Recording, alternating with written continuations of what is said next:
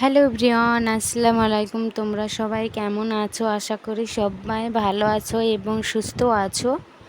তো আজকে আমি রান্না করব পটল আলু ডাঁটা দিয়ে একটা নিরামিষ তরকারি। তো তোমরা ভিডিওটা দেখতে থাকো, আশা করি তোমাদের খুব ভালো লাগবে এই নিরামিষ তরকারিটা। তো প্রথমেই আমি ধুয়ে পরিষ্কার করে নিয়েছি।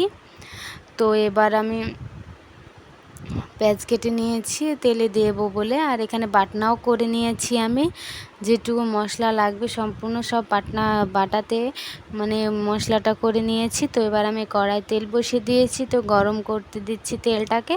তো গরম হয়ে গেলে যে মশলাটা আমি বেটেছিলাম সেই মশলাটা পুরো তেলে আমি দিয়ে দেব। তো একটু অন্য স্টাইল ভাবো আমি রান্না করছি। তো তোমরা এই রান্নাটা যদি ফলো করো আমার, তো বাড়িতে ট্রাই করে দেখো, দারুণ মানে স্বাদ হবে।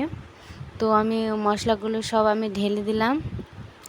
তো এবার ঢেলে দেওয়ার পরে ভালো করে একটু নেড়েচেড়ে নিতে হবে। তাতে লবণ, একটু হলুদ আর একটু জিরে গুঁড়ো দিয়ে দিতে হবে, তাতে আরও টেস্টটা ভালো আসবে। তো এবার ভালো করে লাল লাল করে আমি ভেজে নিয়েছি। তো এবার ভাজা আমার হয়ে গেছে।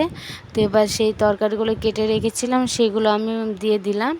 তো এবার দিয়ে দেওয়ার পরে ভালো করে একটু নেড়েচেড়ে নেব। নেড়ে চেড়ে নিতে হবে যতক্ষণ না মশলাটা গায়ে লেগে যাচ্ছে না, ততক্ষণ নাড়াচাড়া করতেই হবে। আওজানি পর্যন্ত অপেক্ষা করতে হবে। তারপর আমার আওজানি কমপ্লিট। তো আমি একটু যতটুকু ঝোল লাগবে ঝোলটা আমি দিয়ে দিচ্ছি। একটু সিদ্ধ করতে হবে, তো সেজন্য অনেকখানি ঝোল আমি দিলাম। তো এবার ঝোলটা দেওয়ার পরে এবার আমি একটা ঢাকনা দিয়ে ঢাকা চাপা দিয়ে দেবো, তাতে তাড়াতাড়ি সিদ্ধ হয়ে যাবে। তো আমি ঢাকা চাপা দিয়ে দিলাম। তো আমি আবার নামিয়ে নিলাম, দেখলাম ফুটে এসেছে তরকারিটা। তো আমি সিদ্ধ হয়েছে কি তাও দেখলাম, তো এখনও সিদ্ধ হয়নি, সেজন্য আমি রেখে দিলাম। তো আর একটু ফুটে উঠেছে।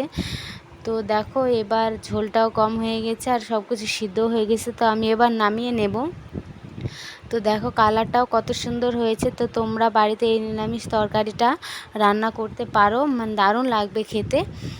তো যাদের ভিডিওটা ভালো লেগে থাকে তারা একটা লাইক করে দিয়ে পাশে থেকো। সবাইকে আজকের মতো টাটা, দেখা হচ্ছে নেক্সট ভিডিওতে।